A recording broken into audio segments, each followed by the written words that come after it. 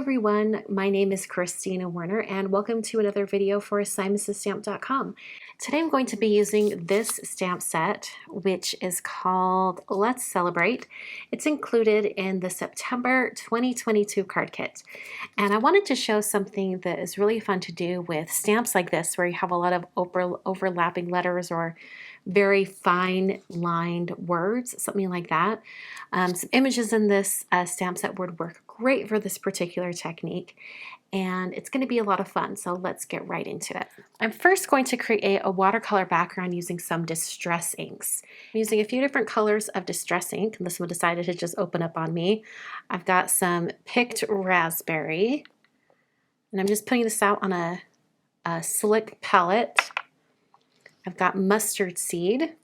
These inks are very concentrated, so they're going to be really fun to watercolor with. I've shown you guys some different things to do with them in the past, and this is just one more technique to do with them. This third color is Mermaid Lagoon, and then we've got Wilted Violet. Okay, I just washed my hands. I got that ink off. If any of you find yourselves wearing a lot of distress ink or any inks on your hands and you can't get rid of them, I suggest using a Ranger Craft Scrubby. It comes right off. The first thing I'm going to do is I'm going to take a large brush. So this is a size 14 Zen brush from Royal and Langnickel. I'm getting it really, really wet. And I'm going to wet down this entire area here. I'm going to be making a really nice gradation of color. And I'm also cognizant of the fact that this watercolor paper is larger than an A2 card, and my card is going to be A2. So when I add color in, I want to make sure that there's a lot more of the first color and a lot more of the last color, because some of the outer edges will get cut off.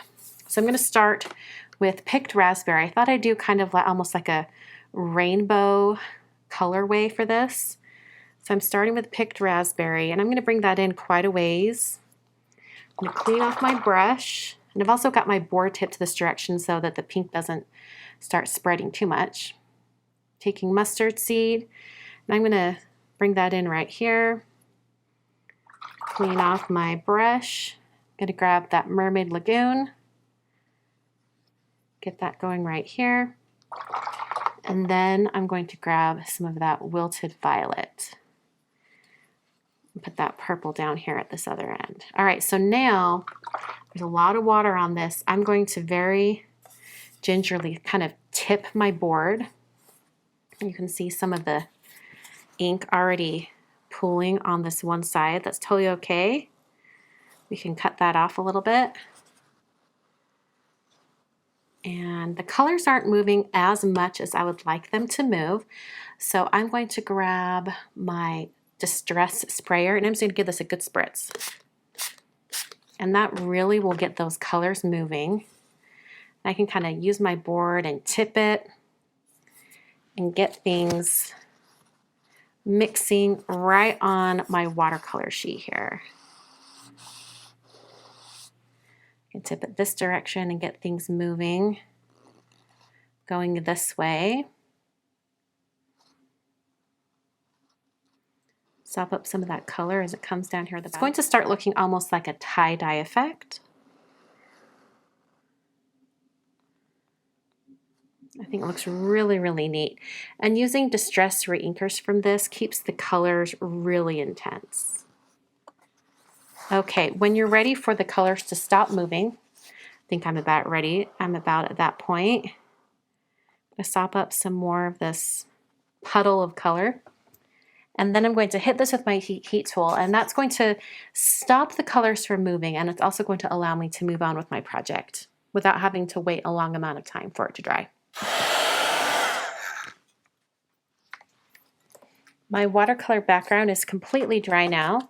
I did want to mention that the paper I'm using today is Canson XL watercolor paper. I taped it to a hardboard, and I used some tape to tape it down to this board. I'm going to remove it from the board. We are going to put it back on here in a little bit to do the final step of this technique. But for now, I'm going to remove it from the board, and we are going to be stamping one of the greetings from the stamp set, that one that I referenced earlier.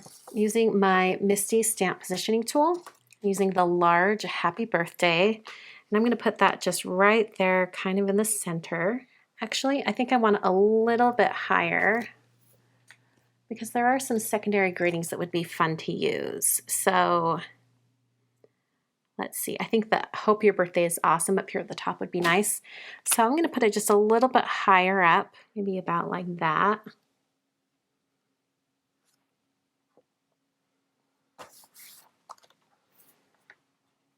And I'm going to be stamping in an ink for heat embossing. So I'm using some Versamark. Before I even stamp that, I think I better use an anti-static powder tool. So this is the Cottontail from Rabbit Hole Designs, and I'm just going to do a little bit of powder right over my project. And that's going to prevent the embossing powder from sticking to areas where I don't want it to. All right, so I'll stamp this down. Kind of walk my fingertips over that whole stamp. I'll remove it from my MISTI. And I'm just going to use some white embossing powder. This is Alabaster embossing powder from Brutus Monroe.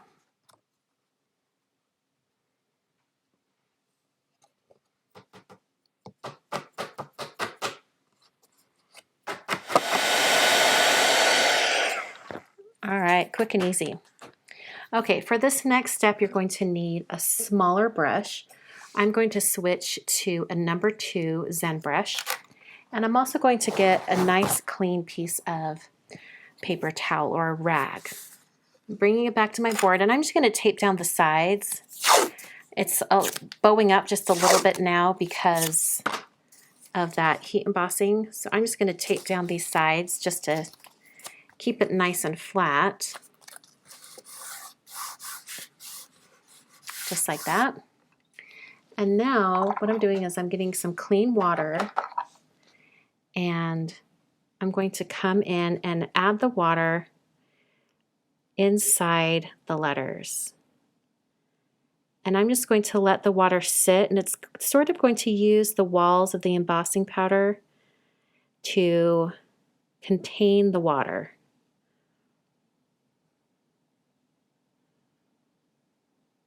I'm going to keep painting this on. You guys can see that little bit of that glisten with the water, where the water is.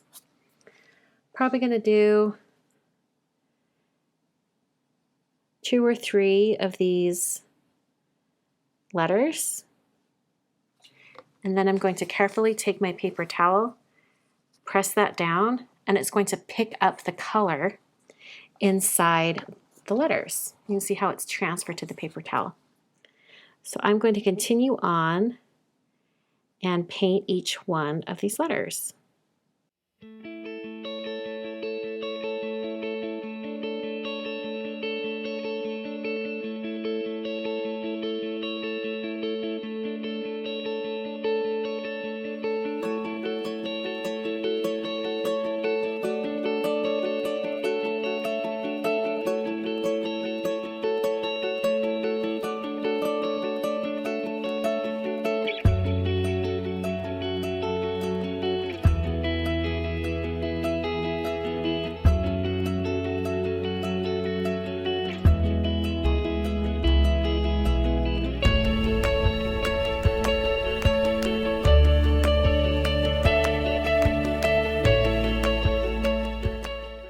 So I had a little oops up here. I had a little water splatter. So we're just going to go with that and add some water into the palm of my hand.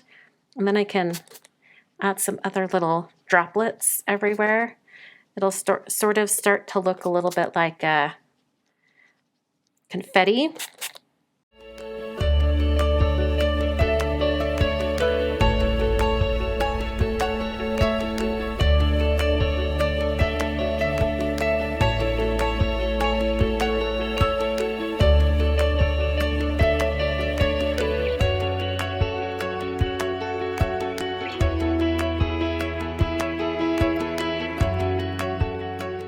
I'm going to hit this with my heat tool, and I'm mostly going to concentrate on the area around the words because I don't want to add any additional heat that might melt the embossing powder. I'm now going to be using chunky A2 scalloped rectangles from Simon, and I thought this would just give a really fun kind of border to the watercolor panel. And I'm also going to be stamping and heat embossing on black cardstock this little Hope Your Birthday is Awesome took down at the bottom. So I'm making sure when I die cut this out that I leave a little bit more space down at the bottom, and that works out great because I want to get a little bit of this purple down here. Put some foam adhesive on the back of my watercolor panel, and then I'm putting it onto a top folding note card. Just put that directly in the center. And then I've got some foam adhesive on the back of the secondary greeting. And I'll put that just right there at the bottom. And that finishes the card for today. Super simple and easy. This doesn't have any sharp edges or sequins that might cause a problem for it going through the mail. It's going to be a really great birthday card to mail. It's a little bit thicker right there in the over the top of this greeting, but for the most part, it looks great. So everything I've used today can be found at simonstamp.com. Make sure you check out the supplies section down below and in the blog post to see all of the supplies I've used, and you can click over and purchase whatever you need. Thanks so much for watching, and I'll see you guys in another video very soon.